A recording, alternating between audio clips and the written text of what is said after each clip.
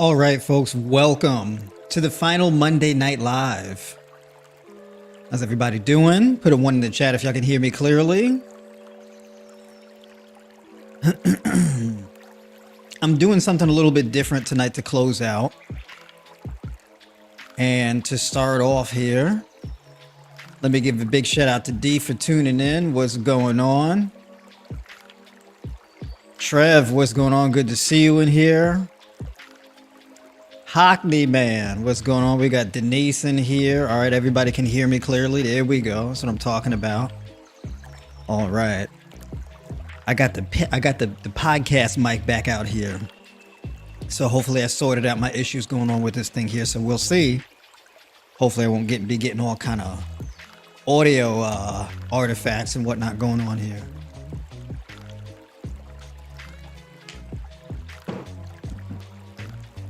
I'm going to be posting the link shortly in the comments for you to jump in and join me live in studio and talk with me. Ask me some questions, any questions you may have wanted me to get to or requests for future live streams. All right.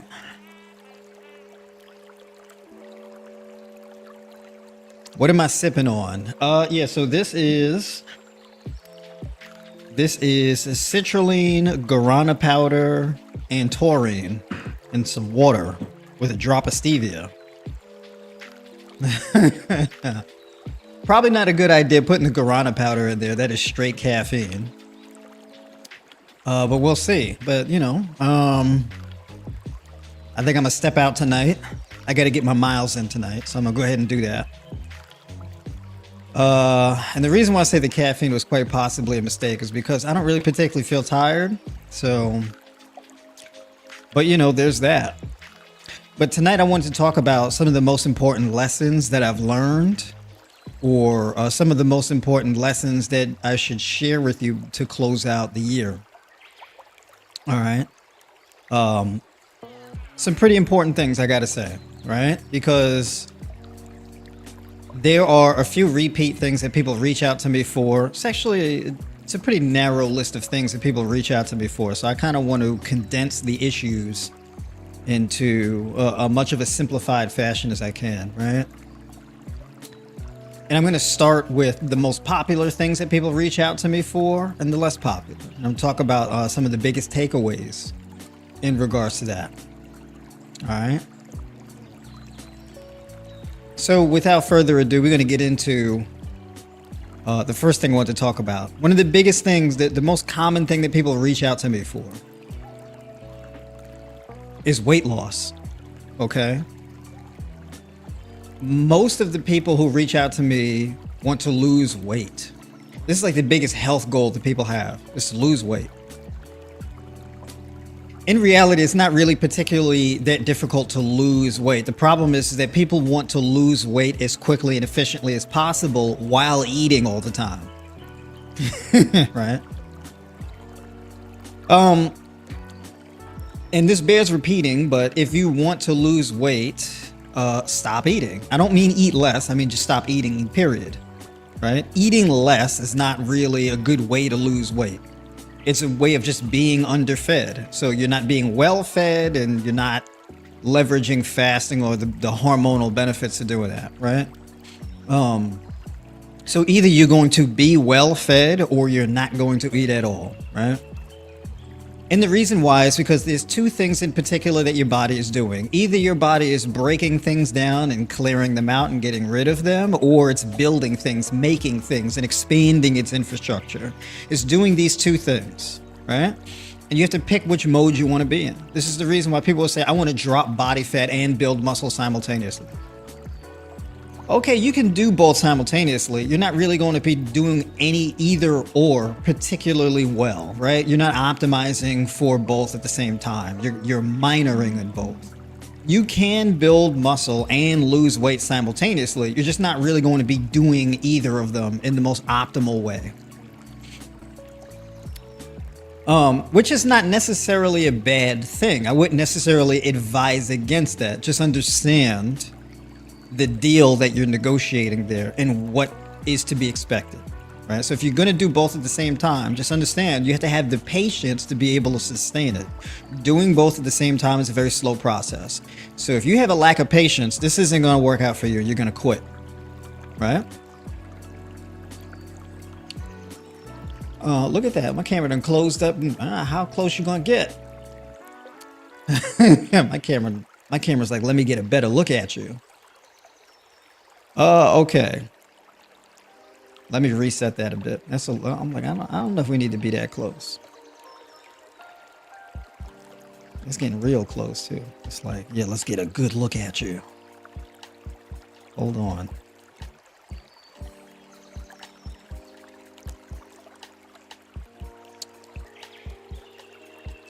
Let's back up a little bit. Hold on. All right.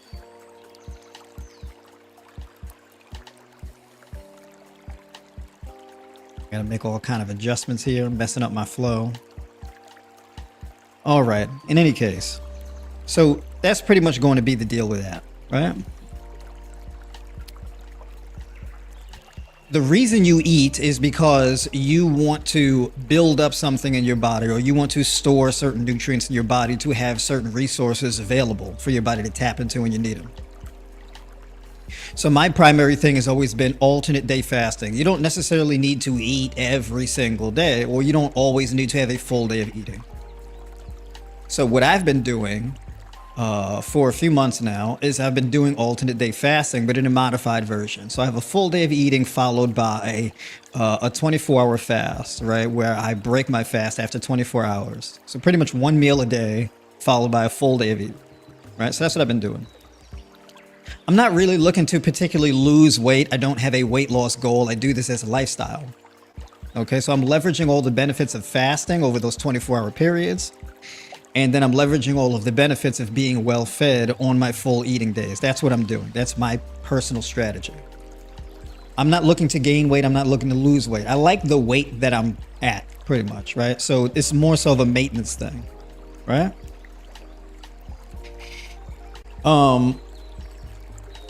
So that in particular is my strategy. But people mostly come to me for weight loss. So if you're trying to lose weight, you should deploy some type of fasting in some way, shape, or form.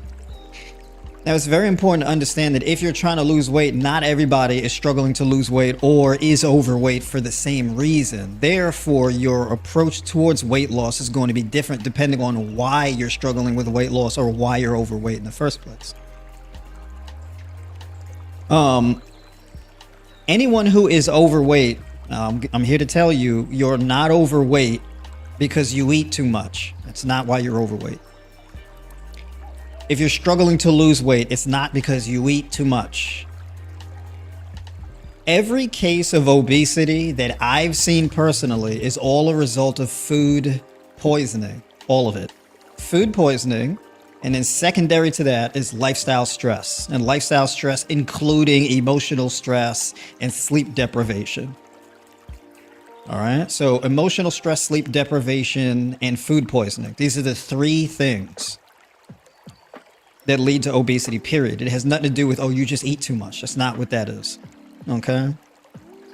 So when people talk about calories in, calories out, that's not true. All right. If you are, let's say, over 300 pounds, or you are 40% body fat or something like that, and you're only eating about 2,000 calories a day or 2,200 calories a day, you're not eating enough to sustain that weight. Okay? And chances are, if you are 250 pounds, 270 pounds, or whatever the case is, right? Or, you know, you're 230 pounds, but you're only 5'4". I'm telling you right now, I eat more than you. And I would never be able to get to 230 eating the same amount of calories that you do. I would lose weight if I was eating just as much as you are. So it's not calories in, calories out, right? The math doesn't check out. So eating less is a thing you've already done, and the numbers grind out on the scale. It doesn't work that way. Okay? If it was as simple as calories in, calories out, you would not need a weight loss coach. You would not need a diet plan, right? Okay, you eat 3 meals a day, then just eat 2. You eat 2 meals a day, then just eat 1. If it was really that simple, you wouldn't need a diet plan, you wouldn't need a weight loss coach, you wouldn't be in search of answers other than that, right? So when people tell you it's just calories in, calories out, no, it's not. If it was that simple, you wouldn't have the obesity problem that we have today. This oversimplification is harming people, okay? So when we talk about calories in, calories out, technically there's no such thing as calories in. You don't eat calories. The food you eat has a caloric value, right? They aren't calories. Calories is a measure of thermogenic energy. You don't eat thermogenic energy. But when your body breaks the bonds of those molecules, it creates a thermogenic reaction that is then measured calorically. That's really how that works. Just by me giving that explanation, I'm already unsimplifying the whole entire thing. Now I'm making it more complex, but you need to understand the complexity of it in order to understand how it works. Your weight gain and your weight loss are hormonal. It has nothing to do with calories. It has nothing to do with heat energy. It has everything to do with hormonal signaling.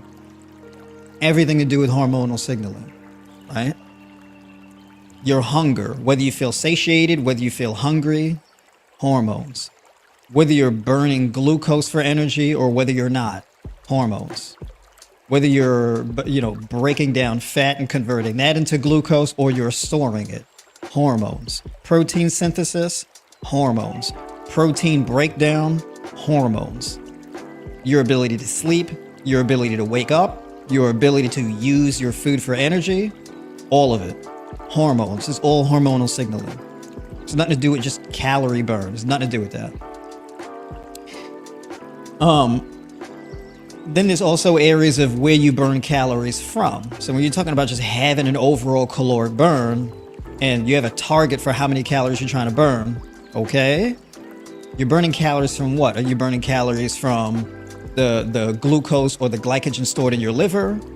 Are you burning calories from the glycogen stored inside subcutaneous fat, visceral fat? You're burning glycogen stores inside your muscle tissue. What are you burning? Where are these calories coming from? It's very important to understand that, right? So this makes the whole topic of weight loss more nuanced. Okay, so now going back to the food poisoning thing, food poisoning disrupts your hormones.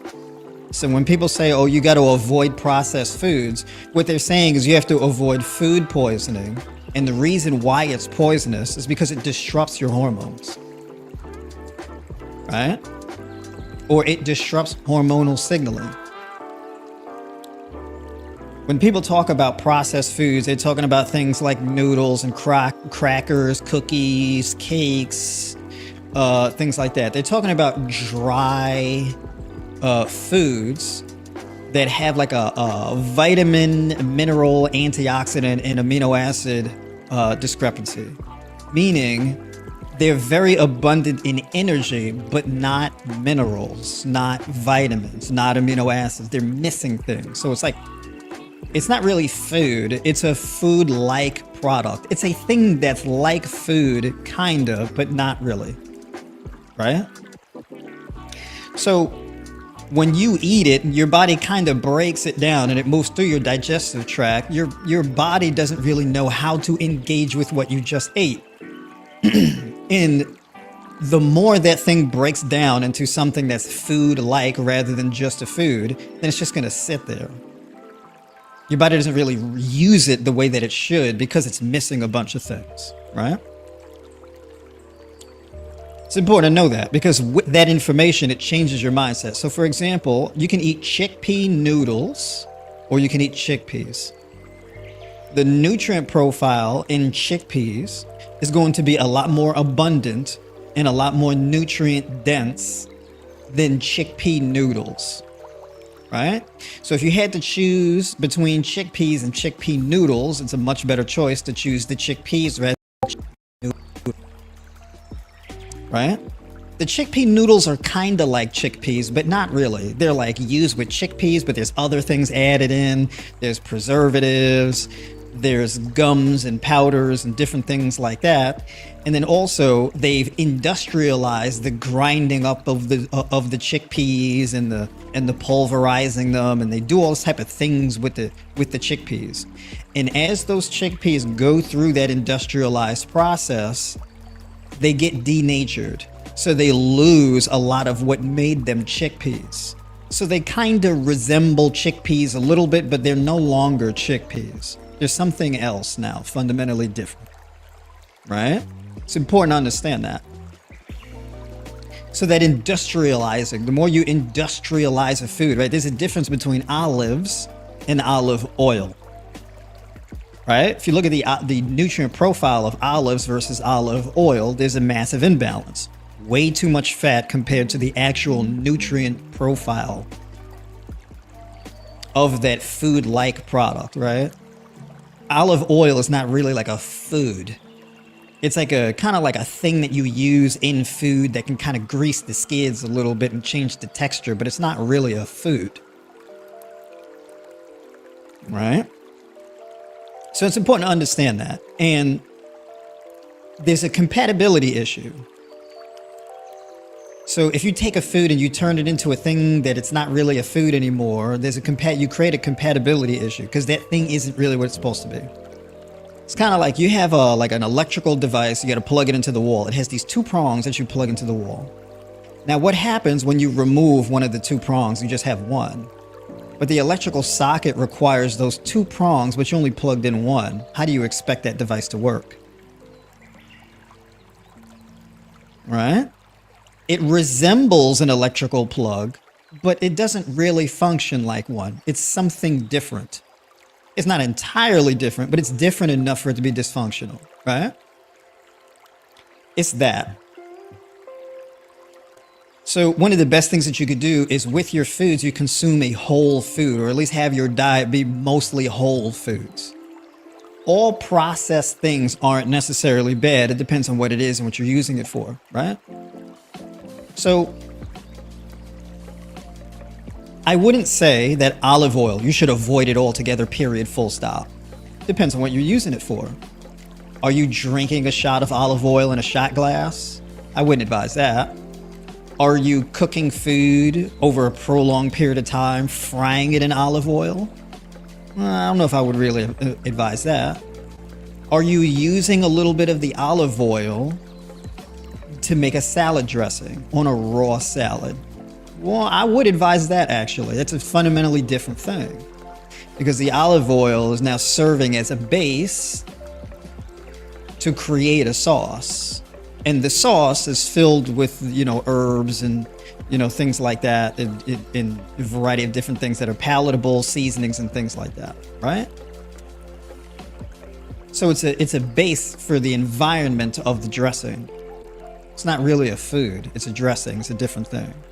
But you're not oxidizing it. Now, if you're putting it under heat and you have it under heat over a prolonged period of time, and you're heating it up to the point where it's now bubbling and snap, crackling, popping on you, that's a different thing. Because the heat is denaturing it. It's going through that industrialized process, and the oil has already been through an industrialized process. So now you're cooking it, and now it's going through even more of a process. You're breaking it down and denaturing it even more, right? And there's room for a pathology there to be created. A raw diet is like the least industrialized way of eating, right? Like if it's just like fruits, leafy greens, nuts, and seeds. These are just straight whole foods you're eating. You're not really eating anything industrialized. Like you're not eating industrialized apples. It's just apples. You're not eating an apple-like product. You're just eating apples. You're not eating grape juice or a grape this and that. It's just grapes. It's just kiwis. It's just pomelos. It's just chopped romaine lettuce. It's just kale. It's just sunflower seed kernels. Right? So that's as whole food as it gets. Right? So the reason why I'm a big advocate for a high raw diet is because it's a diet with the least amount of processing by default. That's why. Like it's not like an ideological thing. It's a pragmatic thing. It's a pragmatic, scientifically based thing, right?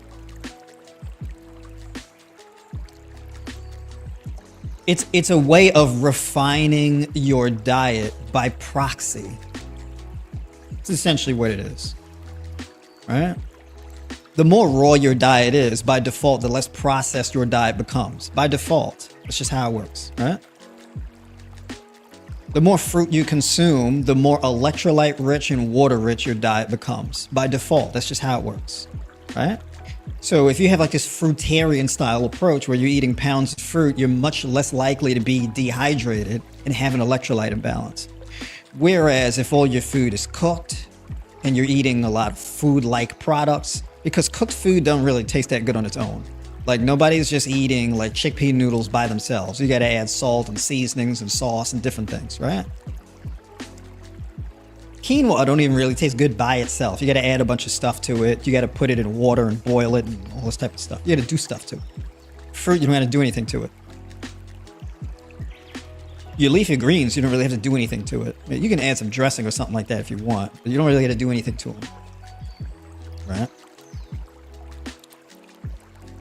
The only thing you'd really be doing anything to is like your nuts and seeds or whatever, because those would be like dry roasted if not raw, right? And I'm more of a fan of dry roasting. Makes them a bit more digestible, right? Easier for your gut to break it down and pull nutrients from it.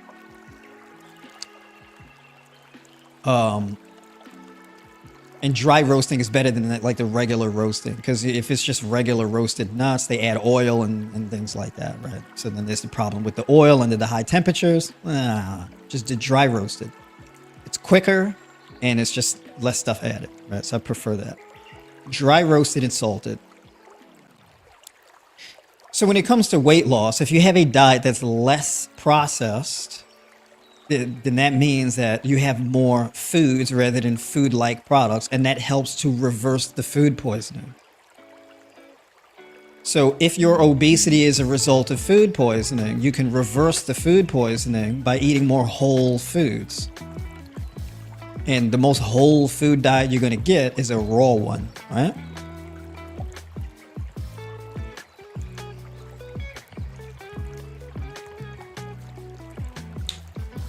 Then there's the matter of the dehydration.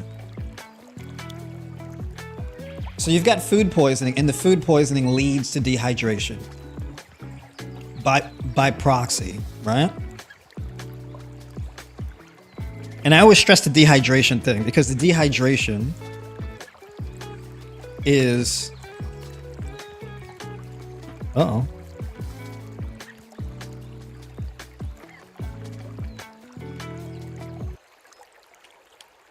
Dehydration is one of the primary drivers of metabolic disorders, right?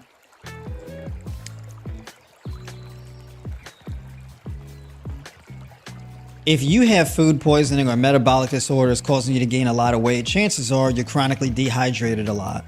Chronic dehydration causes high blood pressure, insulin resistance, strains your kidneys, leads to liver disease, things like this, right? It leads to all of that.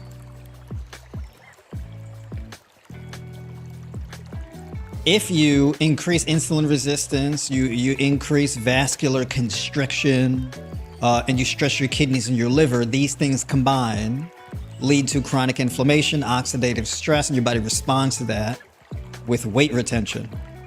Just the insulin resistance alone causes you to store more body fat, right?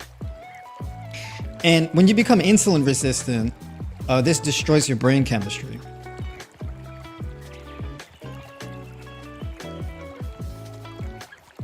Yeah. All right. So this destroys your brain chemistry.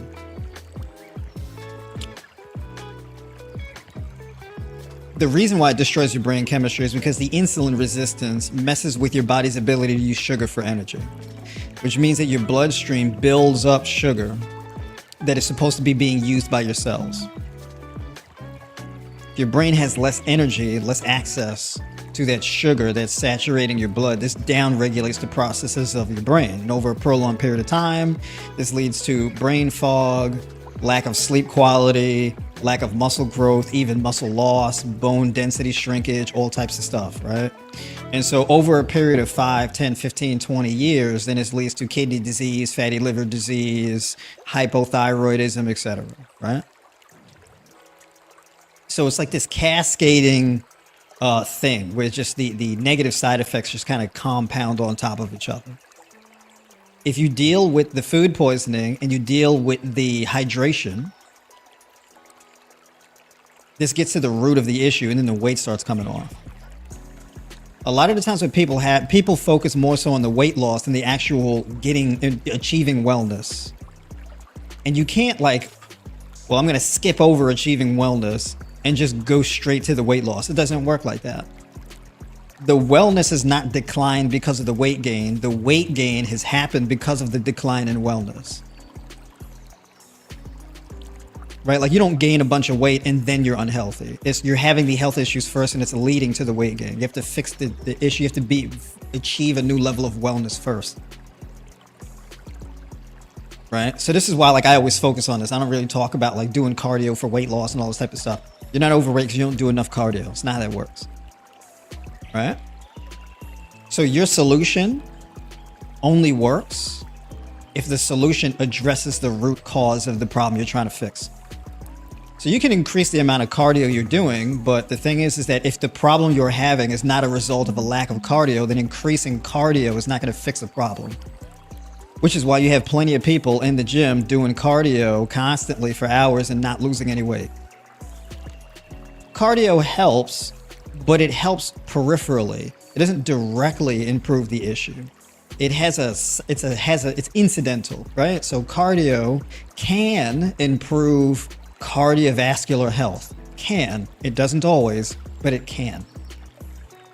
Right? Assuming you're engaging in the right body mechanics to be able to sustain the cardio without causing injury to yourself that prevents you from continuing the exercise because you have an injury. Hip, knees, ankles, whatever the case is. Your back bothering you, whatever, right? You can't cardio your way out to a healthy weight. It doesn't really work that way. I've been a fitness coach and whatnot, and I've been a wellness coach for my entire adult life. I've never seen anybody just cardio their way to their ideal weight and reverse obesity through just cardio. I've never seen it done, ever. Okay? It may happen on World's Biggest Loser and shows like that where you have a TV show of people killing themselves to lose weight, right? And it's a miserable experience and it's very temporary because they go through all of this torture to lose the weight and they wreck their joints in the process. And they can no longer sustain the exercise regimen that they were engaged in that caused them to lose the weight in the first place. So when they stop doing that kind of exercise, they start putting the weight back on again.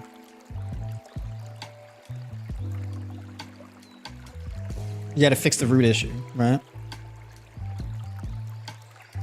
The reason for doing exercise is to improve your body mechanics. And it has hormonal implications. It has metabolic implications. So for example, when you do cardio, this improves your cardiovascular health by improving the flexibility and durability of your vascular tissues. Because exercise causes vasodilation and it causes oxygenation of your endothelium and your vascular cells.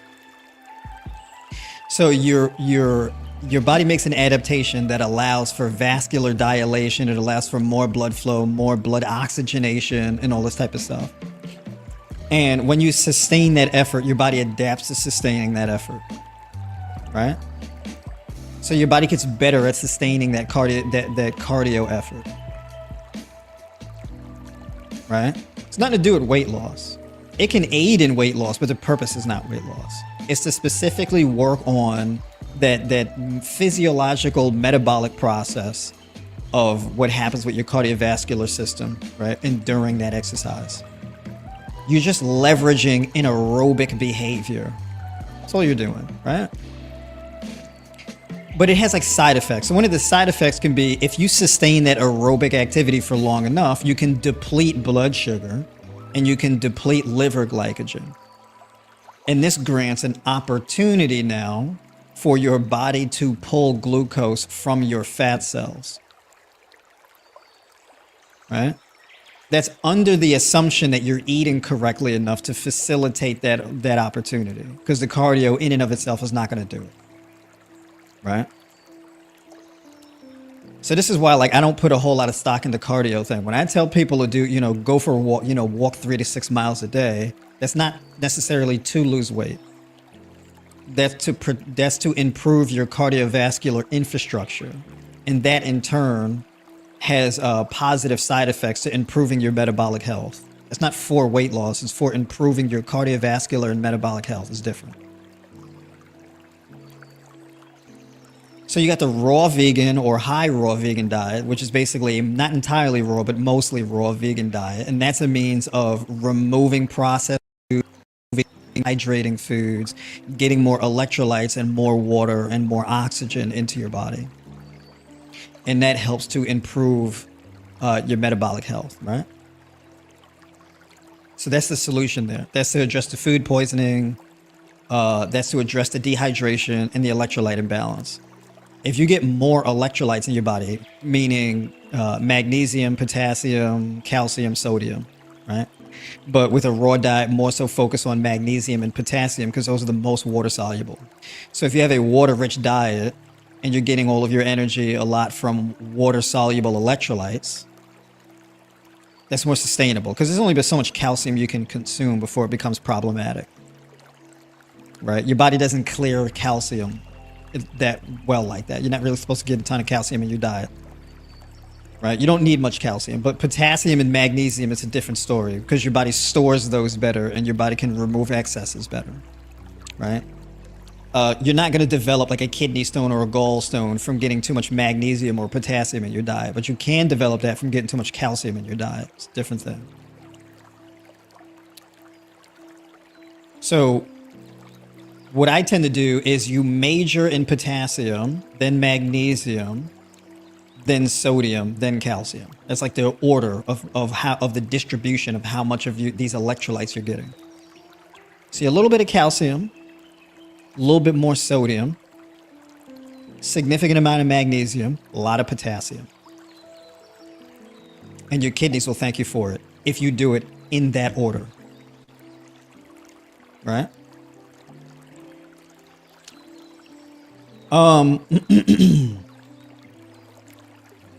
If you do it in that order too, that's very that's very conducive towards building muscle mass and bone density and better connective tissues, right? So that's going to be your fruits, leafy greens, nuts, and seeds primarily. And then your diet becomes more high raw when you start implementing the next best thing, which is your legumes, right? Your chickpeas, lentils, black beans, things like that.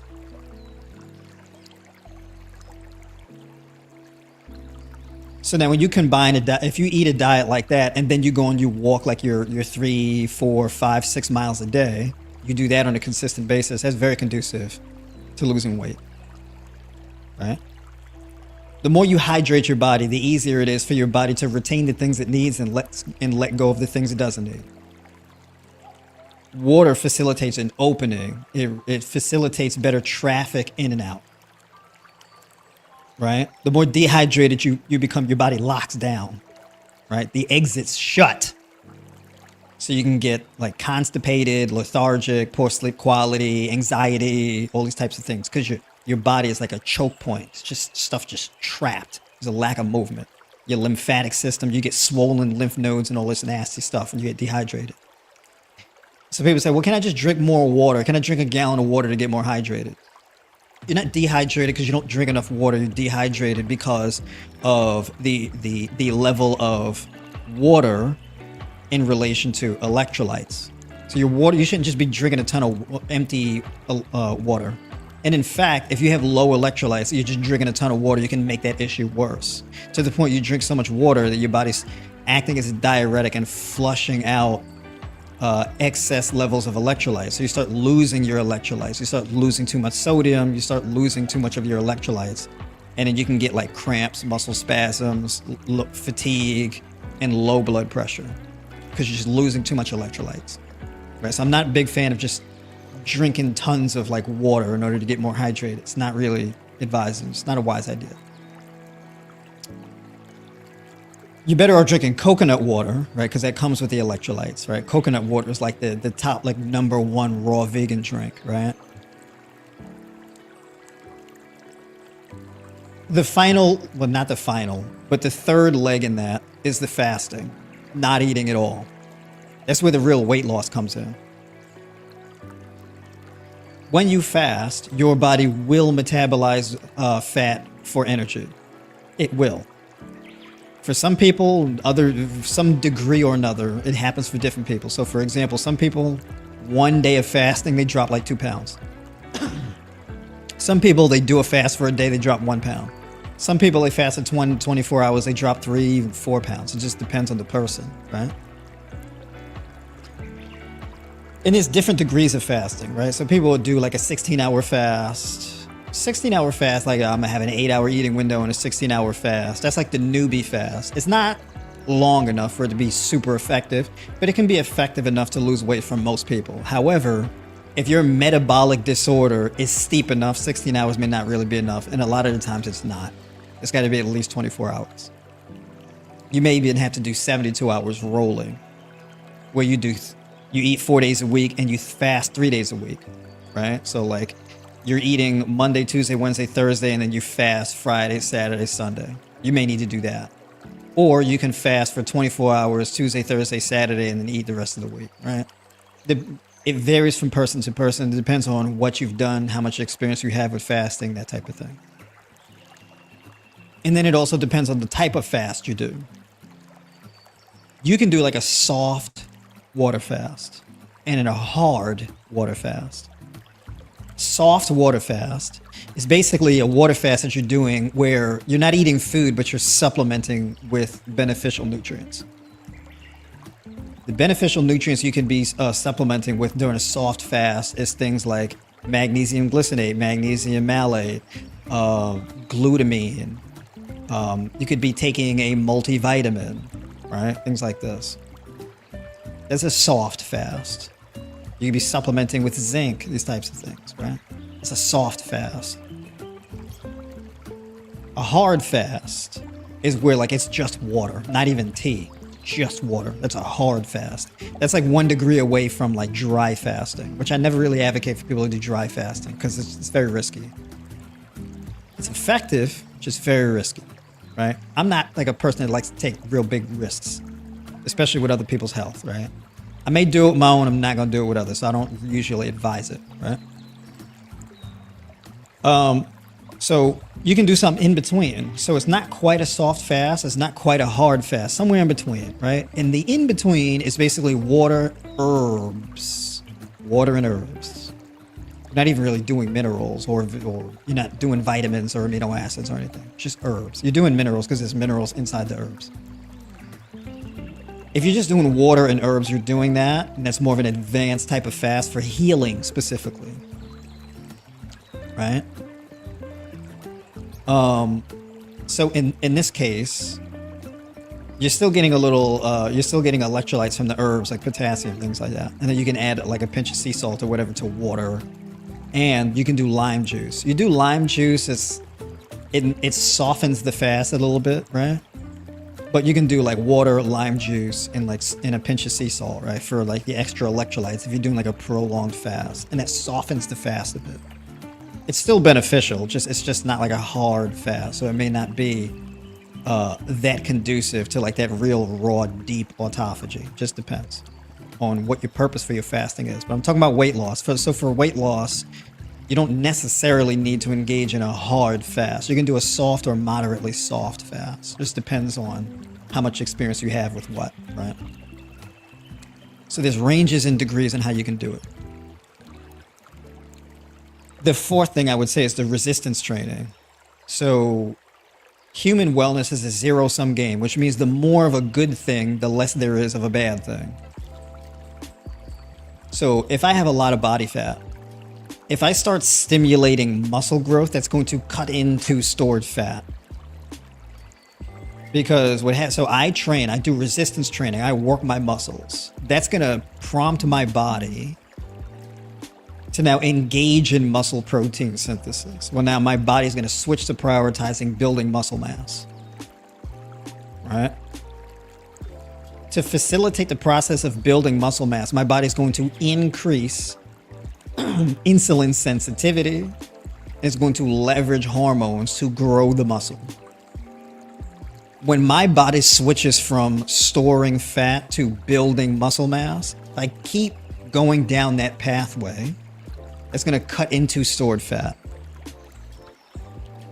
Right? So you're shifting your body's focus.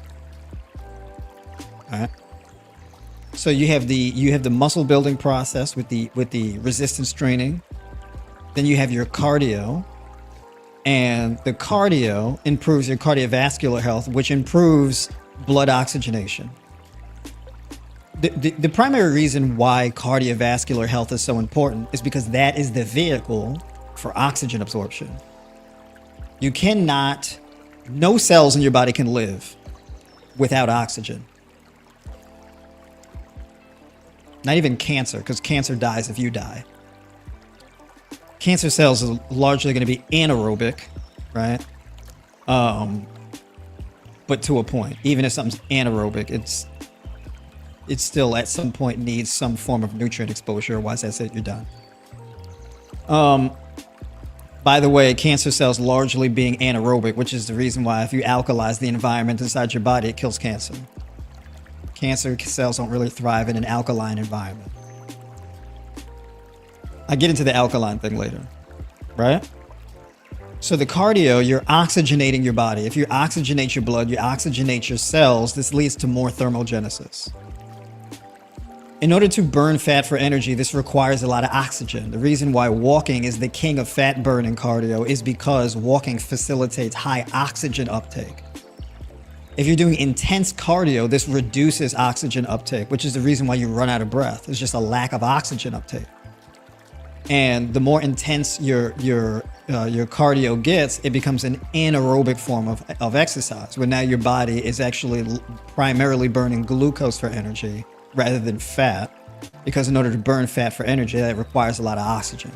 So you reduce the intensity of your cardio to walking. You should be able to talk on the phone and have a full-fledged conversation while walking. So this guarantees optimal oxygen uptake, right? You combine that with high intensity resistance training, you get the muscle building, you get the improved cardiovascular health, and you get the improved oxygen uptake, which all leads to a greater degree of thermogenesis. All right. Also, higher oxygen uptake alkalizes your body, and that also helps to kill cancer and all these other beneficial results. And then your diet basically allows you to get the nutrients you need in the least pathological way. All right, that's what your diet does.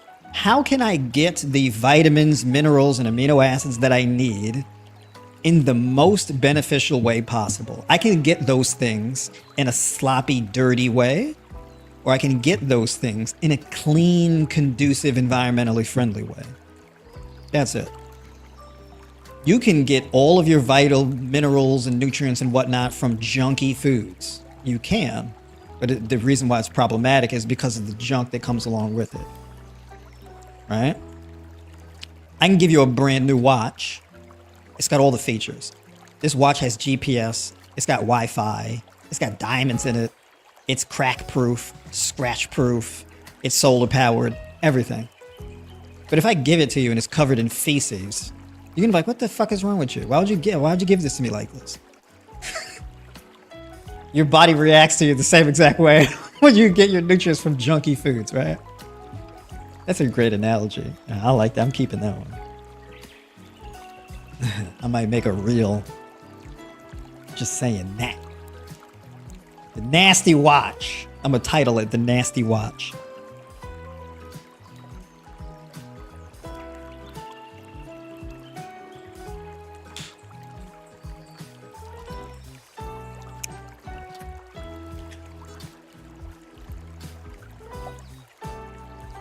So that about wraps that up for the whole weight loss thing. Before I continue, let me open this up.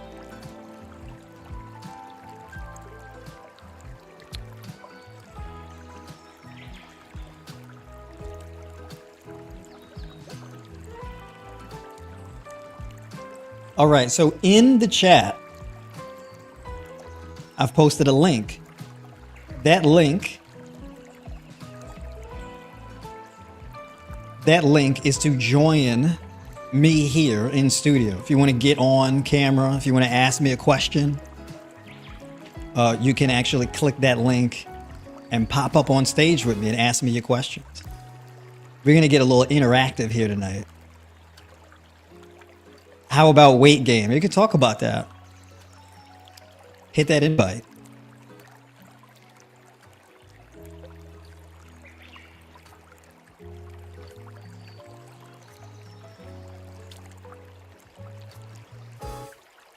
All right, so I've pinned the link. All right.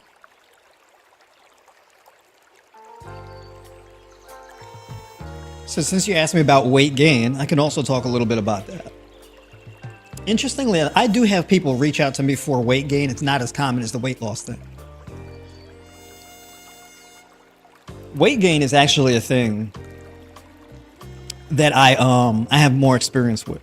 And it's actually a thing that I enjoyed a lot more. And it was a thing that I was a bit more passionate about. I was never really passionate about weight loss. Not really. I was passionate about gaining weight. Once upon a time in my teenage years, I was a skinny kid. Soaking wet with 2 bricks in my pockets, right? 135 pounds, 130 pounds. Skinny kid, 16 years old, something like that. I wanted to gain weight. I wanted to be big and strong like my dad. My dad was jacked, right? I remember my dad, my whole entire childhood. I remember my dad. My dad, and I was a kid, he's had the biggest arms I've ever seen in my life. He had muscles in his muscles connected to his muscles. He had a whole network of muscles, right? He was just a jacked, swole dude, right? And I was like, man, I want to be big and strong like my dad, right? And my dad's not particularly a tall dude either, right? He's like borderline built like a speed bump, right? You know, like if you just try to you get in your car, you try to hit him with your car, you're just gonna make him mad, right? He's built like a bomb shelter. At least that's how he looked to me when I was younger as a kid, right? You know, like when you're a kid, you're like a small child. All the adults in the room look huge, right? So to me, my dad looked like huge. He like comic book character to me as a kid. And that was very motivating to me. So when I got old enough to be able to join the gym and work out on my own, I was obsessed. I just wanted to get jacked, right?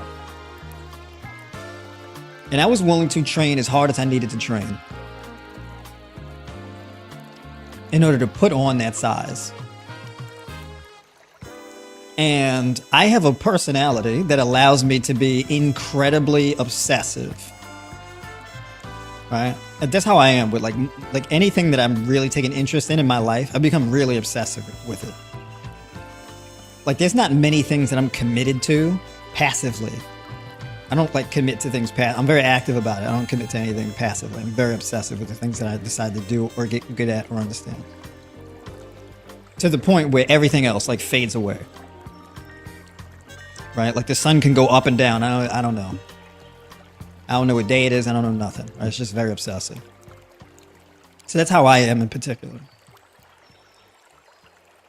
I've been through periods in my life where I was like, I'm going to eat as much as I can and I'm going to train as much as I can. And I'm just going to run it. And that's exactly what I did. And I ran it. Whatever supplements I got to take, except steroids, I'm not doing that. And I'm going to be real with you. I don't have like an ideological disposition against steroids. Right? It's not like, oh, I wouldn't take steroids because they're bad. I've never thought that. That's not my argument. I never was interested in taking steroids because I'm like, I don't want to make the lifelong commitment to steroids. Now I don't want to mess myself up permanently taking steroids. and they're expensive. So there's a lot of strikes against them, so no, right? That's all my thing. I was like, what? So if you start taking steroids, you gain all of this mass and strength and everything taking the steroids. If you stop, you're going to lose it? Nah, it's okay. Because then it's not real. I don't want temporary gains. I want to get it, earn it, and keep it. I don't want to have to keep taking needles in order to sustain it. I don't want that. It's like a balloon with a leak. You keep inflating it because the air just doesn't stay in the balloon. That's how I view steroids. Like, yeah, there's air in it, but like tomorrow to be flat, you got to keep pumping it up. Like, I just want to blow it up and it stay that way. I don't want to, it's like car tires that you got to keep. You got to keep putting air in your tires. You get home from work, and you got to put air in your tires. You get up in the morning, you got to put air in your tires. You go to bed at night. Before you go to bed at night, you got to put air in your tires. You wake up, you put air in your tires. You got to keep putting air in your tires. That's how I look at steroids. It's like you just got to keep putting your air in your tires. So with people taking steroids, I just look at them as people who they always have like the pump on standby, right? They always got to be injecting themselves with whatever they got to do to pump it up, right? So it's like these just balloon people, strong, muscular balloon people. That's how I view it, right? They might be mad at me for saying that, but it's kind of how it is. I never wanted to be a balloon person. That's my only argument.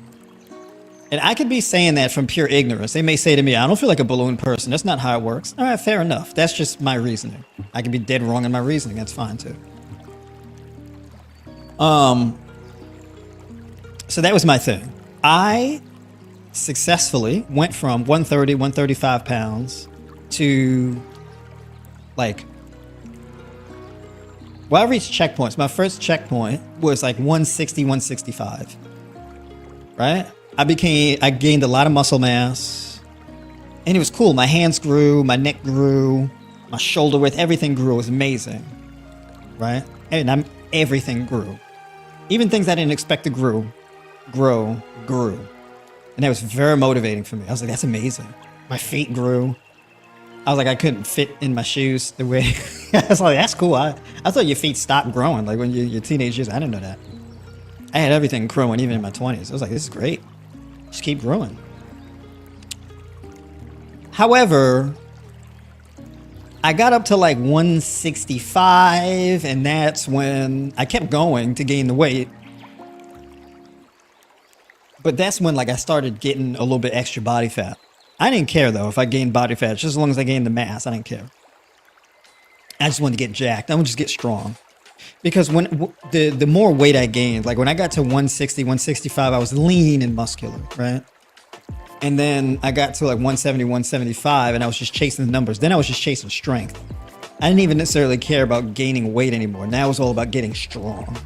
I wanted to see how much weight can I lift, pound for pound, right? And that became the new mission.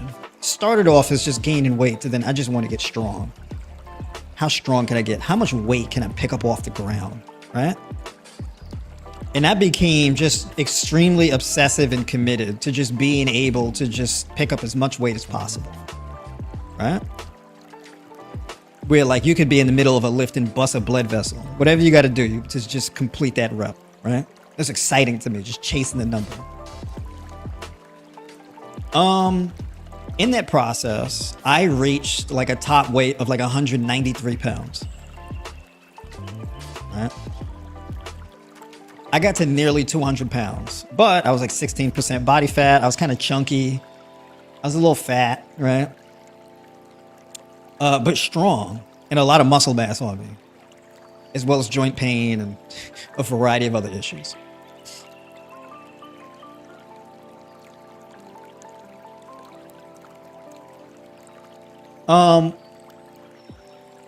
So I successfully gained weight naturally. I was able to do it and not be a balloon person.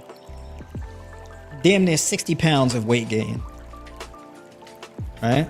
And it only took me like, what age did I get there? I think I got there like by 26 maybe? 24? I think I was 24 when I got there. I was either 24 or 26 when I got there to that weight.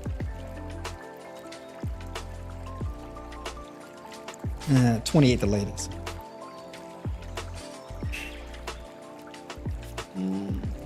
Yes, maybe, yeah, like 26.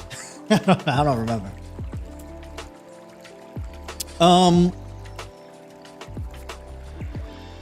I got there. I went plant-based. Really developed and fleshed out my ethical framework. I said, you know what, this whole eating animal product stuff and being complicit in these sadistic abuse of animals, I'm done. I'm out. I'm not gonna participate in that. That's disgusting.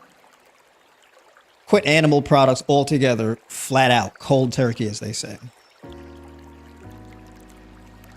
I lost weight incidentally, largely because I cut out like 90-something% of all the foods I would eat. Like at the time, the only foods that I ate that weren't plant-based were like grapefruit, kale, spinach. I always ate fruit. I never gave up fruit. So like the fruit bowl thing, I've been doing that. I've been doing that largely my entire adult life.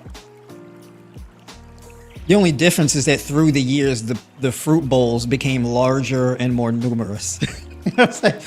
Like throughout my journey, throughout my health journey, the fruit bowls just became larger. And then when the fruit bowls got as large as possible, then they became multiple fruit bowls. This is like essentially what happened. Just fruit, just subsuming my diet, right? This is essentially what happened. Except for times like these in the wintertime where you keep getting a broken heart because like you go and your fruits that you do get, you know, it's not the season for it, right? Like I got a honey, this is wildly off track, but I gotta say this. The last cantaloupe I got, this thing was bricked up, all right? Like you can kill somebody with this cantaloupe. Like you can throw it at somebody's windshield of their car and crack the windshield of the car, okay? This thing's a deadly weapon, this cantaloupe.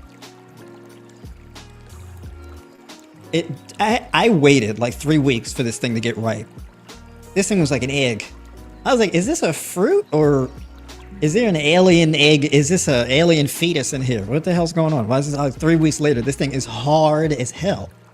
And it's hard and you knock on it and it's like stone. It don't even sound hollow. I'm like, what the hell is in this thing? I'm shaking it, trying to listen for a heartbeat and all type of stuff. It's not like, this is weird. I got a honeydew, it's the same thing. I'm like, what's with these stone fruits, right? Just petrified fruits. It's crazy. It got bad, right? Even like, so I eat primarily red grapes. My thing is red grapes. Okay, red grapes is like a staple fruit for me. And for the life of me, I can't find red grapes. Preferably red organic grapes. And the canary in the coal mine was the red grapes. The price of the red grapes just kept raising. And I was like, I don't know. What's going on with the price of these red grapes here? I'll eat the cost, but I don't like doing it. Then it was just like, no more red grapes. I was like, oh, damn. It got bad enough to the point where I'm like, you know what? I'm going to get a bag of rice. I capitulated and got a 20-pound bag of rice. I ain't eat rice in like over a year. So I capitulated and I got a bag of rice. Needless to say, I had rice today and it was like this beautiful yellow curry rice. Just had rice today. Oh my God, it's so good. All right, let me get back on track. I just had to say that. I'm only getting the rice when I can't get my fruits. Or I don't want to eat up all the fruits and then there's none left for my lady, right? So I eat my portion and I leave the rest for her. Once we get more fruits, I'll polish off the rest. But in any case, getting back on track, right? When I went through my plant-based pivot and I cleaned up my diet, I started losing weight.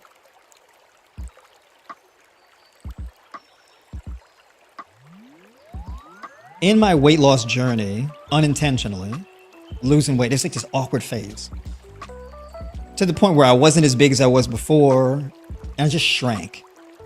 And I'm like, well, my weight's going down. I don't like the way that I look though, because I'm not as big, but I'm not leaner either. It's an awkward phase. It's kind of like when you're growing out your hair. Your hair's not short, it's not long either. It's like somewhere in the middle. Like when you grow out your hair, it's not long enough to tie it back in a ponytail, but it's not short either. It's just kind of somewhere in between. It's like, what the hell do I do with this, right? It's like that. So I was in this in-between phase. So when I dropped down to like 175, it was awkward. I'm like, I feel like I'm just losing muscle and I'm not losing fat. I don't know what's going on. But I didn't know how to eat.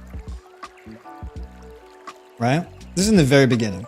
I dropped weight pretty quickly because I was so focused on cutting out everything that I was eating, which is just not the fruits and the leafy greens and stuff. So I was just like, I don't know. Rice is vegan, right? Beans are vegan, right? But how much rice and beans can you possibly eat? So when you cut out like 90% of what you were eating naturally, you'd be eating a lot less. So you're just barely eating. This was like real early on, before really getting into the mastery of plant-based nutrition. Once I nailed that down, that's when I really created a body transformation and dropped. Matter of fact, let me see if I can find this.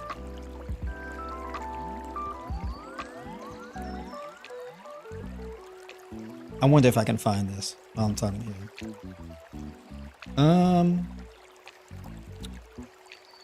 Let me see if I have pictures up on my computer here. I can show y'all right quick. I'm not gonna be digging for too long trying to look for this, and I'm not gonna put y'all through it like that. But the body transformation that I went through is pretty substantial, and this was like really early on in my plant-based journey. And I had dropped down eventually. I dropped back down to like 145 pounds, 6% body fat. And I did it through like a high carb, whole food, plant-based diet. My dietary fat intake was like in between 12 and 15% of my macros. I got really lean to the point where I hadn't been that lean forever. And the cool part was I dropped a lot of my,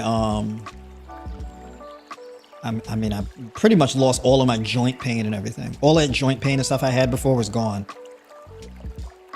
And I ended up reversing a lot of chronic health issues I didn't even know I had. It's phenomenal.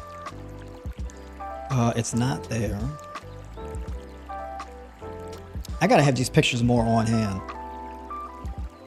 so I can show y'all. Maybe it's just because they're still on my phone. Yeah, so if they're on my phone, I'm not gonna do all of that. All right. In any case, so yeah, I've been on both sides of the fence. Luckily, I didn't drop down to my original weight of 135 pounds. Right? That would be a massive L if I did that. So yeah, basically 145 pounds. And then I went back up to 160, 8% body fat. And I was able to maintain that 160, 165 pounds and in great shape, nice and lean and all that. When it comes to gaining weight, there's a right way to do it and a wrong way to do it. The wrong way to do it is to basically just engage in tremendous amounts of volume training, hypertrophy style training, building up as much muscle mass as possible by maximizing training volume and then eating as much as possible. And then trying to consume as much protein as possible, right? So I was really chasing the protein number, which is a big mistake.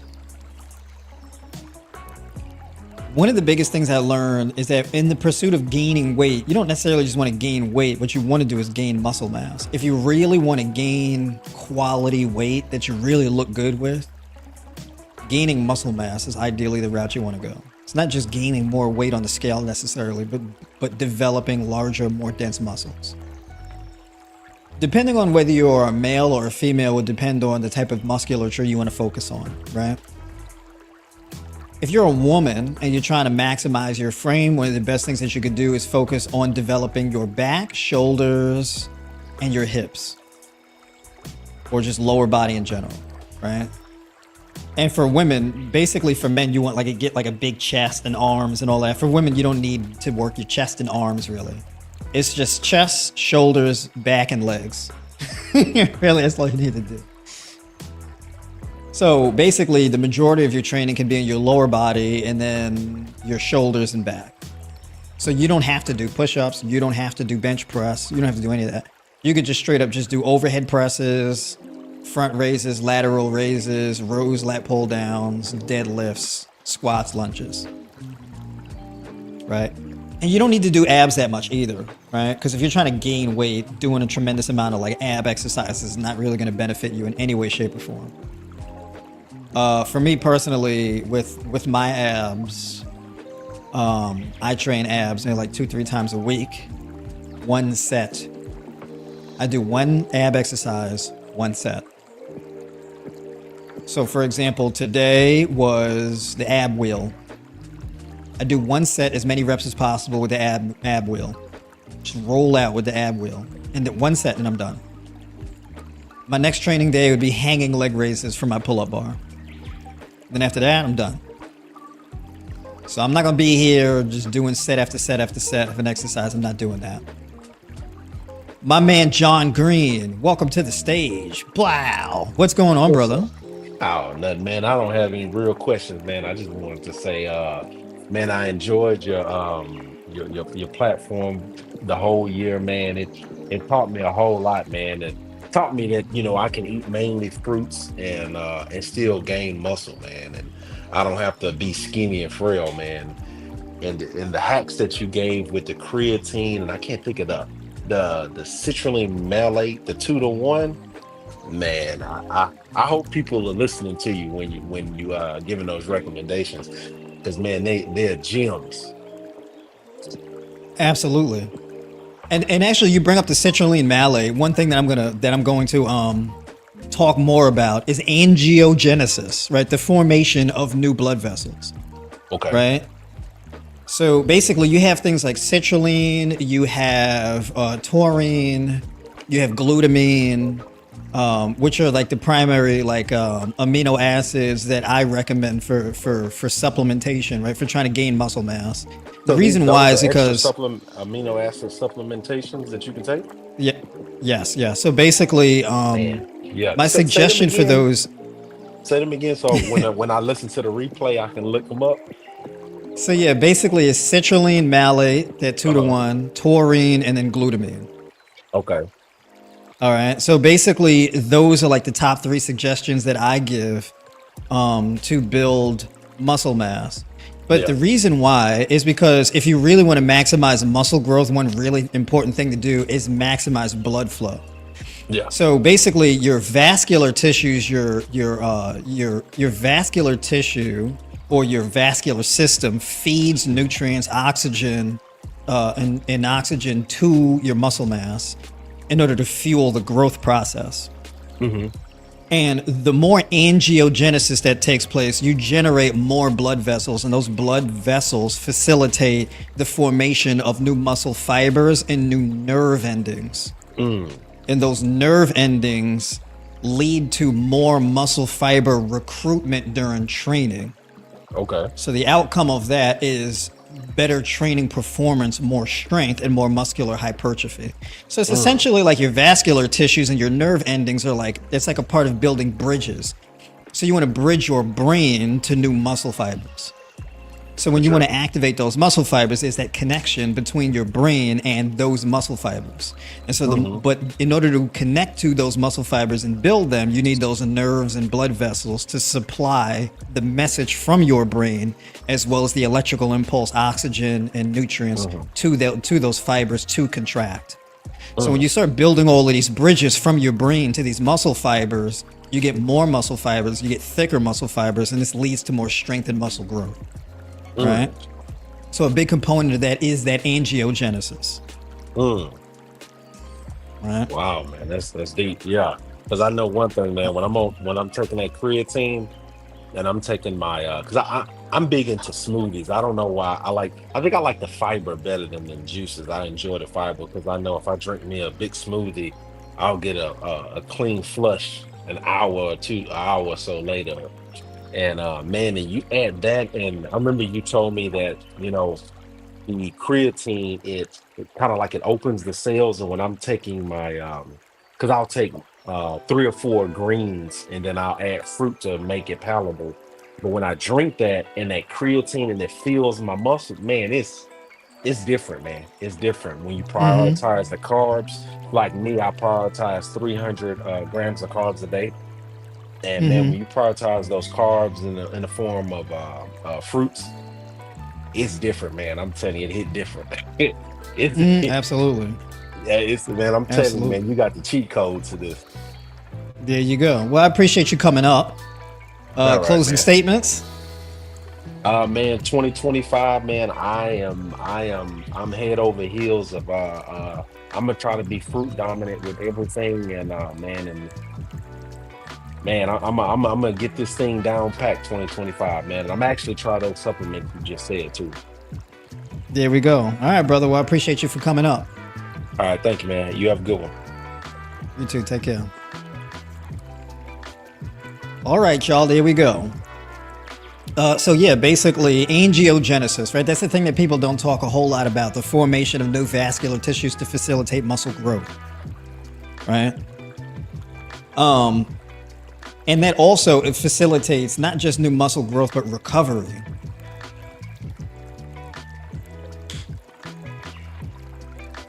If I can go back and do my journey over again, the biggest thing that I would modify is cutting my training volume. That training 6 days a week stuff, nope, I wouldn't do that. It works. It just takes longer to work. It's a much less efficient way to do things. If I can go back, I would have cut my training volume by like 80%.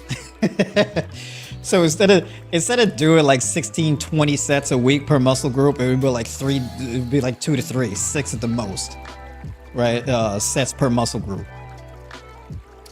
And then instead of prioritizing protein, prioritize carbohydrates, right? When I went from 145 pounds to 160, I gained that weight and was able to gain more muscle without gaining the additional body fat, because I was able to go from 145 to 160. I gained an additional 15 pounds and I only went up from 6 to 8% body fat. And I was largely able to do that to build the muscle without gaining the additional body fat. I was able to do that because I kept my dietary fats low. I kept my dietary fats around 12 to 15%. And I was very religious about it. I did not play. I had so much energy. Okay. It was amazing. I mean, mental focus all the way dialed in. It was insane. Right? Still had the fruit bowl thing locked in. The only difference was, what was the only difference? My diet wasn't as high raw as it is now. I was eating oats, but I was cooking them. I don't cook my oats anymore. So now I tend to do overnight oats. I do raw rolled oats. So that's one of the primary differences, right? By the way, folks, if anybody else wants to come up to the stage and ask a question or give any statements, definitely hit the link pin to the chat. And you can come up and ask a question or testify, as they say. But yeah, what's interesting is I was able to gain 15 pounds of lean mass. I didn't prioritize increasing my protein intake. I did not do that. I was eating like 90 grams of protein a day. But the difference was the carbs. I didn't increase the protein when I wanted to gain weight. I increased the carbs. It's the only difference. So to drop body fat and get to 145 pounds, I was eating maybe 200 grams of carbs a day, something like that. To gain the weight, I was eating like 350 to 400 grams of carbs, right? So yeah, basically, I actually added more fruit to my diet. And I was doing the fruit bowl thing, but I was kind of doing it unintentionally. So it wasn't like a fruitarian thing. I didn't call it a thing. It was just how I ate, to be honest. I was training 4 days a week as opposed to 3. I was training 4 days a week. I was doing an upper-lower split. At the time, I was still doing 4 sets per exercise with a rep range of 10 to 20. Right? So I was still doing the high volume thing, but I was able to gain that muscle mass doing that, right? But largely just increasing the carbs.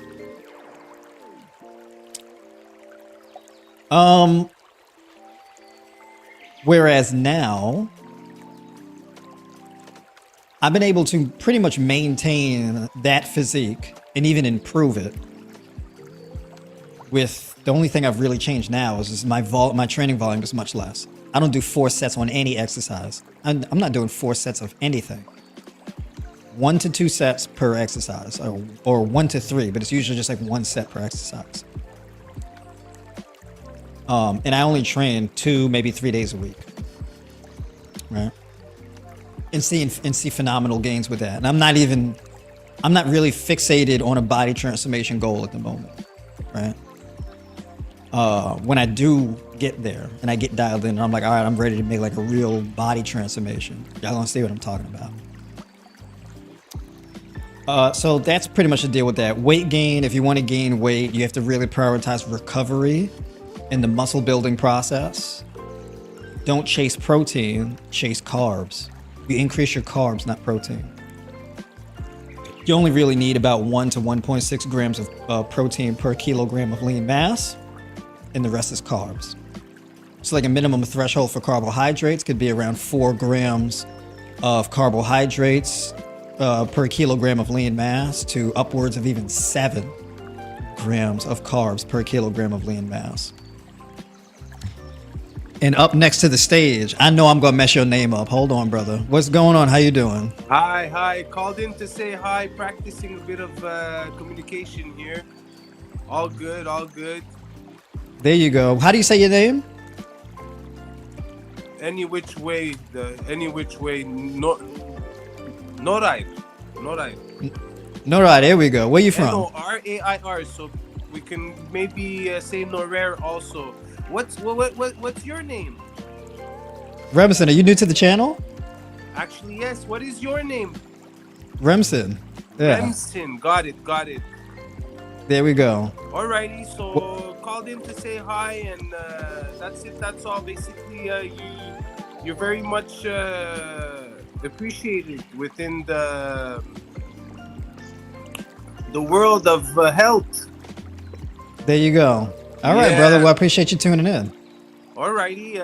Quick question: is it a fact also that the dried fruits, basically they have less water? Obviously, also they have just less nutrients, right? When we dry fruits, we end up having less nutrients.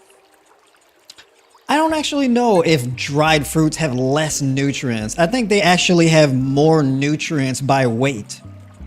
So basically it depends, right? So as far as the caloric value, I don't think they necessarily have less nutrients as far as caloric value, but by weight, they would actually have more because they have less water volume.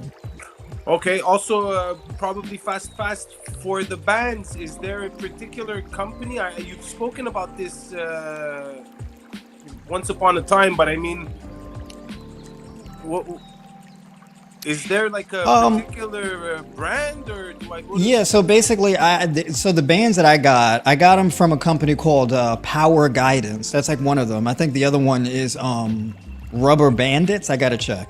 But I have them on in my shop. So if you go to tribenoir.tv, or if you go to the link in the description of this video, you'll see in my shop the ones that I use. So I have those up actually.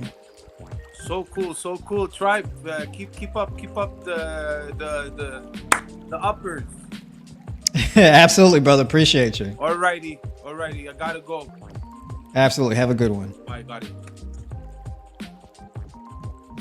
All right, y'all. So yeah, coming into 2025, I might make the call in a more of a regular reoccurring thing.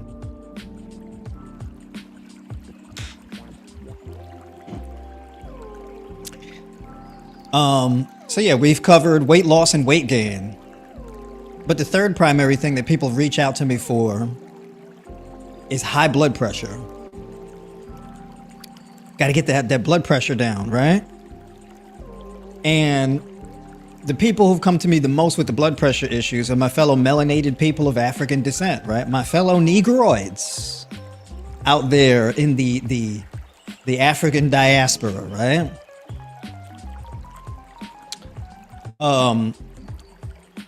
High blood pressure is an indication of some type of disease of the body. It isn't really a disease in and of itself, because your blood pressure rises and falls from moment to moment, right? But it's circumstantial depending on what the conditions that are going on in your body currently. Your vascular tissues both dilate and contract, depending on how much oxygen or whatever the case you need, right? And how much stress you're going through. So you can get vascular constriction because you got into, or you almost got into a car accident, or you got some bad news on the phone, or whatever the case is, right? So you can get this real vascular constriction in the moment, and then things will open back up gradually. But the chronically high blood pressure is an indication of other issues going on. If you have chronically high blood pressure, the first cause usually is number one, dehydration. Number two, an electrolyte imbalance, usually a lack of potassium and magnesium. And then number three is going to be low vitamin D3 or low vitamin D, right? Those are the leading things. And some other things would be kidney disease or fatty liver disease and diabetes. Those are the most common causes that I've seen, right? If you improve your insulin sensitivity, you get an abundance of electrolytes, and you have a hydrating diet, and you get more sun exposure with supplementing with some vitamin D. That largely can really help with improving on these issues and improving your blood pressure. One of the most, if not the most effective way that I've found to improve your blood pressure is to have your diet as raw as possible. Right, having a water-rich, electrolyte-rich, raw diet. Right, foods that primarily grow in the sun. Right, high sun exposure foods. So that's going to be your fruits. That's going to be your leafy green chlorophyll-rich foods. Anything that grows above ground. Right, typically is the case.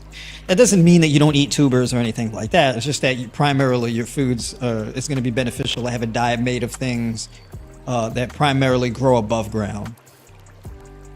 So, grapefruit or palmettos are some of my biggest ones. Some of the biggest successes that I've had where you can literally swap out your blood pressure medication and add in things like grapefruit and palmetto to your diet. Then there's pineapples, pomegranate, watermelon, grapes, kiwis, blueberries, strawberries, mango, cantaloupe, honeydew, all these type of things, right?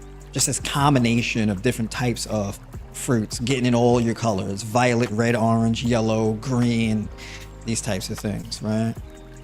So you eat this diverse array of fibers and colors and things like that, because color is pigmentation, and pigmentation is a clue of what the benefits of that food are, right? So that's primarily some of the things that I would say there, and then supplementing with vitamin D, depending on how much of a dosage you're gonna supplement with, you would want to pair with magnesium, right? And so next up to the stage, we got Mike. What's going on, brother? How you doing? Hey, how's it going, man? All right, pretty good. Can't complain. Good. Can you hear me? Absolutely, yes. Okay, all right. Yeah, I wanted to ask you about what would be a good suggestion for I'm trying to go to all fruit, all raw, back and forth really, but trying to go raw, for low testosterone. Oh yeah, there we go. So the testosterone thing, and I have to do like a whole nother stream on this. Okay. Because the thing is that you can have low free testosterone or low overall testosterone. The answer, depending on what the answer to that question is, would determine the approach, right? Okay. So the reason why I say that is because I've had guys come to me and they're like, for some reason, I'm experiencing low testosterone, and I'm like, well, is it low free testosterone or low total testosterone? And they'll say, well, my low free testosterone, my free testosterone is low, but my overall testosterone is high. What that indicates to me is insulin resistance, possibly a fatty liver, and excess levels of heme iron in the diet that's binding up your free testosterone. Oh, okay. Okay. Right? Yeah, my total was low, like overall. Oh, so if your total is low, so that depends. Do you have like high blood pressure, low hemoglobin, anything like that? No. Is your A1C high? Is it like around 7, 8, 9, something like that? I was told I was pre-diabetic. There we go. Yep. So insulin resistance is largely what's contributing to that. Right? Okay. Okay. Did you get flagged for vitamin D? Low vitamin D? They didn't, but what I've heard is as far as the testing goes, It doesn't always show that it's low, but you could still be low, but not really showing that is low. From what I was told. Okay, interesting. All right. HDL cholesterol, where's that at? My that was kind of high. Okay. LDL cholesterol, that's probably super high, right? Yeah, probably think so. Yeah. Gotcha. Okay, yeah, because if your HDL is high and you're insulin resistant, chances are your LDL is also real high, right? So Yeah. total cholesterol is probably somewhere in the 200s. Yeah. Gotcha. Okay. Triglycerides. Is That in I'm the not hundreds? sure. That I'm not sure. Okay, gotcha.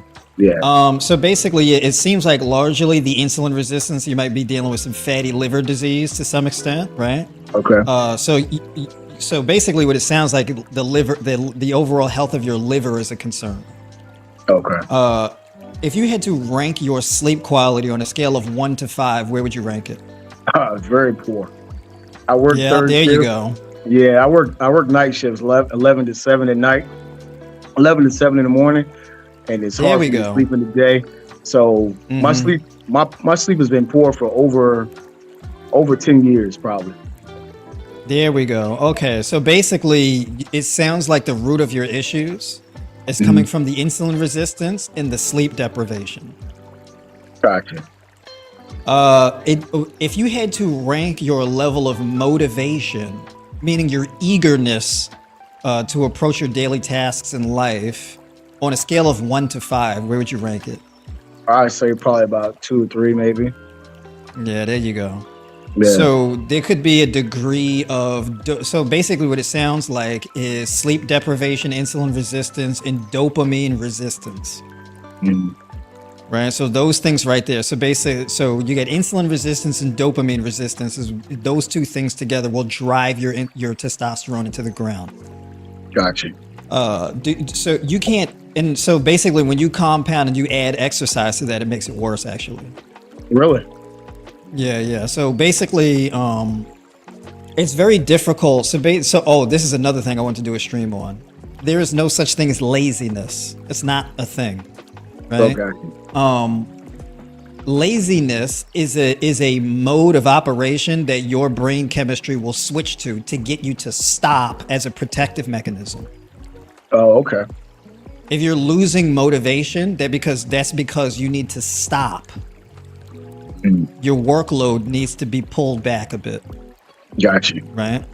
Gotcha. So if your sleep quality is poor and you're insulin resistant, now it could be because of your diet, it could be because of just the overall sleep quality. It could just be I'm both carrying too much simultaneously. weight. I'm carrying too much weight also. Right. But the weight isn't the root of the issue. Gotcha. Right. Okay. The weight is not the root of the issue. The root of the issue is the sleep deprivation and the insulin resistance. That's leading to the weight gain and the collapse of the T levels. Okay. Right? So if you're going to exercise, it has to be intense but infrequent. So you Okay. could be looking at training like twice a week with like 20 Okay. to 30 minute sessions of resistance training, real short sessions. I wouldn't go longer than 30 minutes. Okay. Otherwise, you'll feel your motivation slipping in the gym. Gotcha. You don't even want to finish the workout, right? And then, so basically, with the sleep deprivation thing, that right there is the primary issue. You got to figure out how to improve your sleep quality, right? Okay. The reason why you would do more of a raw diet, and the thing that you have to be careful about too, is that if you do a raw diet, don't cut your calories trying to lose weight. So Okay. trying to sort out your situation right now by with weight loss as the goal, I would not do that. I would Okay. actually increase food consumption, but get it from the right places, right? So I would rather you increase food intake so you can actually get like 300 grams of carbs from fruit per day, Okay. right? And so in doing that would give you the electrolytes, the magnesium, the potassium, the vitamin C, and the B vitamins that you need to actually improve your insulin sensitivity and increase your dopamine sensitivity, because that also serves as a palate cleanse, because you're not eating like really hyper palatable foods, but you're not cutting sugar altogether out of your diet. Okay. So carbohydrates are needed, well, not needed, but extremely beneficial for improving testosterone levels. The reason why I say it's not needed is because you can increase your testosterone level from consuming more fat. You can. But the reason why I wouldn't advise that for you is because your cholesterol is already really high and you're already insulin resistant. Okay. So what you would need to do is improve your insulin sensitivity, and consuming more dietary fat does not improve that. And then also, if you have low vitamin D, your body's not going to be able to use the fats effectively to get the results that you want, so that can actually make it worse. Because you have to resolve the vitamin D issue, which more than likely that is your issue, especially in the winter. Gotcha. And so basically I would go the carbohydrate route, particularly through the fruits, in order to reverse any potential dehydration, which if your cholesterol is really high, chances are you're dealing with chronic dehydration. So there's an issue like that as well. And scheduling. The third shift thing, that you can't do that indefinitely, right? So that's got to be sorted out, because you can't be subordinate to the schedule that's crushing you physiologically, right? So that's another thing where you got to at some point in time figure out an exit strategy or some type of happy medium to be able to address your sleep issues. Human beings are not really meant to sleep during the day, and the reason why is because there is a vital hormone that your brain releases called melatonin, and that melatonin is only released when your exposure to light is shut off. Right. Correct. So if it is during the day and you're trying to go to sleep during the day, you've been exposed to so much daylight that will inhibit melatonin release. Gotcha. Right. That's why like the blue light in the face before bed is like one of the worst things you can do if you're trying to improve your sleep quality, because you're getting so much exposure to light in your eyeballs that just shuts off that melatonin pathway. Yeah. So if you can't, so a short-term fix for you right now is when it's time to go to sleep, you have to really start decreasing your exposure to daylight, like at least an hour and a half before you go to sleep. Okay. Right? So you got to really start ramping down the exposure to light and noise, and you got to bring that down, because you're like ramped up like this because you just got off work, right? And if you've been going through the sleep deprivation, you may feel tired but also feel restless at the same time. So it's like it's hard to go to sleep because of the restlessness, and that restlessness is a sign of anxiety, which could be potentially lack of magnesium and vitamin D. So it goes back to that. Right? Okay. And when you increase the carbohydrate intake, what happens is those carbohydrates are used to synthesize more melatonin, more dopamine sensitivity. You get more of the more serotonin, which is that feel-good hormone. It allows you to bring down that anxiety. Then also carbohydrate consumption opens up the pathway, the mTOR pathway, which also signals to synthesize more testosterone, right? So a lot of guys come to me and they say, hey, I've been dealing with erectile dysfunction, low libido, etc. You increase the carbohydrate intake, that ramps up that mTOR function. It ramps up growth hormone and it ramps up serotonin, and those things combined together leads to more blood oxygenation. It leads to more frequent nocturnal erections, which is extremely important. You have to have nocturnal erections. That's like a baseline, a measuring stick for your physiological wellness. Yeah. So if you're not getting stiffies while you're sleeping and you're not waking up with them, you got to address that. Something's off, right? Like your joint is like a measuring stick for your overall health. Correct. Right? It's one of the primary metrics to really pay attention to. Right? So that's what we can start with there. Okay. Well, I appreciate you, man. Yeah, absolutely. By the way, if you want to book a call with me, you want to talk more in depth about it, definitely you can hit the link in the description of this video. Well, I already have, man. I'm set up with you tomorrow. There we go. All right. Yeah, so I'll be talking to you then. Yeah. I got you tomorrow at 11, man. Absolutely. All right. Well, I'll talk to you soon. All right, man. Thanks a lot. All right, brother. Take care. All right, yeah. You too. Bye-bye. All right. And then up next, who we got here? We got Sasha. Sasha, what's going on? You got to turn that camera on, turn that mic on. So I can hear you. All right, so I see Sasha here. We gotta get that camera on. Get that microphone on so I can bring you up. By the way, folks, like the stream if you like the stream. All right. Like the stream if you like the stream. If anybody wants to book a call with me, get on the schedule. The slots are filling up because you know how people get about that new year, new me. Right? So yeah, definitely get on the schedule, book a call because them slots are running out. All right? People are not playing. For those of you tuning in, watching on Instagram, if you want to get on with me, definitely pull it up on YouTube and hit the link that's pinned to the comments and go ahead and jump on. I'm not going to spend a whole lot more time on here tonight, but you know, I'm going to get some of y'all in. And let me know if y'all want me to do more of these call-ins, to host more call-ins with y'all, right? So we can get a little weekly call-in going on. Sasha done dipped out. What's going on? We couldn't get that mic together. All right. So yeah, the blood pressure thing, largely I tapped in with y'all on that. So I would say to start there. And then aside from blood pressure, the next thing was the diabetes, right? Either pre-diabetes, type 2 diabetes, right? Things like that. And then the last one after that is kidney disease. And behind that would be erectile dysfunction, low testosterone. So those are the things that people have mainly been coming to me with. Right? We got any final takers? Because I'm gonna have to do a whole new stream on, you know, my approach to diabetes, things like that. And I have a few different approaches to diabetes, and like type 2 diabetes in particular. Type 1 is a bit different. But type 2 diabetes, there are a few different approaches, right? So you can do like, I guess, a level 1, level 2, or level 3 approach. The level 3 approach is the more intense, more difficult approach, but it's highly effective.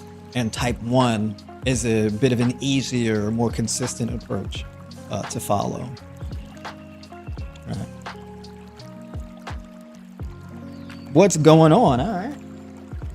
Big shout out to Chaos tuning in from Germany. What's going on, brother? Good to see you in here. Glad you was able to make the live stream. Look at that, 2 in the morning. What you doing up 2 in the morning? What's going on? You should be in bed. Getting some good sleep, getting rest. Yeah.